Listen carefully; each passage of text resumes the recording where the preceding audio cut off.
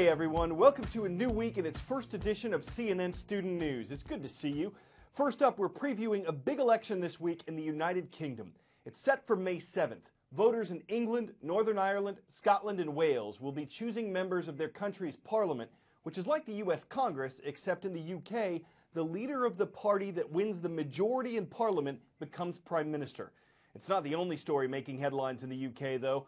Prince William and Catherine, Duchess of Cambridge, welcomed a baby girl on Saturday.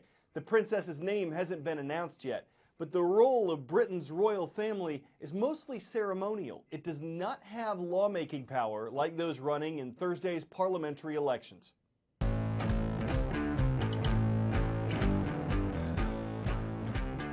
We're in the UK. We're here to cover what is one of the most unpredictable, exciting and consequential elections anywhere in the world this year. It is the most important general election in a generation. This is nothing less than a once-in-a-generation fight. So we've got David Cameron. He's the Prime Minister. He's the head of the Conservative Party, roughly the equivalent of the Republicans in the US. But he's seen by many people as just a little bit too posh. Ed Miliband, leader of the opposition, he's the head of the Labour Party. He might be the most left-wing British Prime Minister for many years if he's elected. His main problem has been trying to prove he's ready to be Prime Minister. Nicola Sturgeon, who's a rising star of British politics, SNP success, could really get the ball rolling again for another independence referendum in a few years' time. Well, in British political terms, the world has changed. We're really not sure what's going to happen.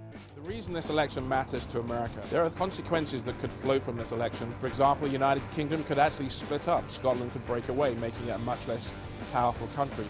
Britain could leave the European Union, depriving the United States of a key ally in one of the world's most important economic blocs. You're either deceiving the British public or you know exactly what you're going to do, but you're refusing to give specifics. If we don't save the money on welfare, and other parties don't seem to want to do that, then they're going to have to make deep cuts in things like the National Health Service, and I don't want to do that. So we're in Leeds, in the north of England, for the final big set piece of the campaign, the last debate. Give David Cameron credit, he believes in us staying in the EU, but I'm afraid he's being dragged by his party to exit from the EU.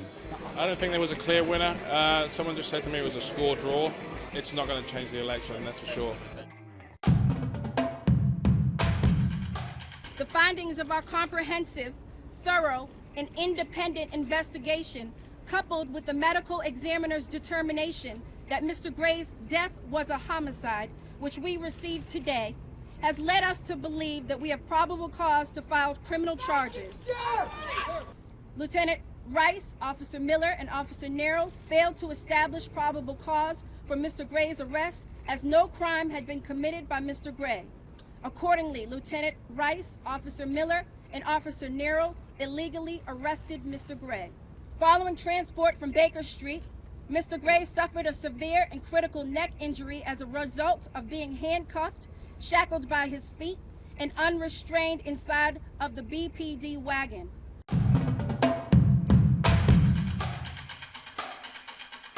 An update from Baltimore, Maryland. 6 police officers have been charged in the death of 25-year-old Freddie Gray. He was arrested on April 12th. The state attorney's office says he then suffered a severe neck injury while being transported inside a police van. On April 19th, Gray died from a series of injuries. Protests followed in Baltimore. A week ago, riots there led to the destruction of 200 businesses. More demonstrations came as the week went on in Baltimore and some other U.S. cities. After the state attorney's announcement, Baltimore protests were mostly peaceful. The city's curfew was lifted yesterday and the National Guard was preparing to leave.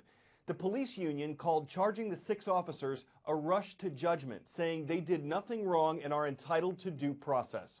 After so much focus on video of what happened outside the police van, the state's attorney is now saying Freddie Gray was fatally injured inside when officers failed to take his safety into account. Placing him on his stomach, head first onto the floor of the wagon. Once again, Mr. Gray was not secured by a seatbelt. No seatbelt, something the police department says was unacceptable. Metal seats, little padding, with both arms and legs restrained, the back of a police wagon can be a deadly holding cell. You can hit potholes and bump somebody around, or you can, take it up a notch or two and, maneuver the van in a way to really hurt someone. Trips like this are called rough rides, and former NYPD Detective Harold Thomas says they have a long history as a hands-off way for police to punish unruly passengers. I guess you could say I gave someone a rough ride. This is things that are just taught. Driving the vehicular manslaughter charges in Baltimore are allegations that officers failed to safely and properly restrain Gray at least 5 times over the span of 4 separate stops. They didn't want to reach over him. One of the officer's relatives, who wishes to remain anonymous, told CNN securing Gray, who was reportedly very agitated, would have been dangerous. He still has his teeth and he still has his saliva. So, in order to seatbelt somebody, you have to get in their personal space. They're not going to get in his personal space if he's already irate. First roll call of the week recognizes classes from Wisconsin to Taiwan. We'll start in Texas, though, because the Rebels of Hayes High School are here. They're in Buda. In the Badger State, look up in Green Bay and you might see some Eagles. We've got them on our roll from Edison Middle School. And in the capital of Taiwan, hello to everyone watching at the High School of National Taiwan Normal University. Thank you for watching in Taipei. So what happens when an American spacecraft hits another planet at more than 8,700 miles per hour? Well, it doesn't do this anymore. Late last week, NASA's Messenger space probe, which had been studying Mercury, ran out of fuel and smashed into the closest planet to the sun. Scientists say it happened on the far side of Mercury, so the crash wasn't visible to us. Still, they're celebrating the unmanned spacecraft's life and work. Launched in 2004, NASA says the $446 million Messenger traveled about 5 billion miles and made 15 trips around the sun. In 2012, it became the first spacecraft to orbit Mercury, and it sent back pictures and information that scientists say they'll be studying for years.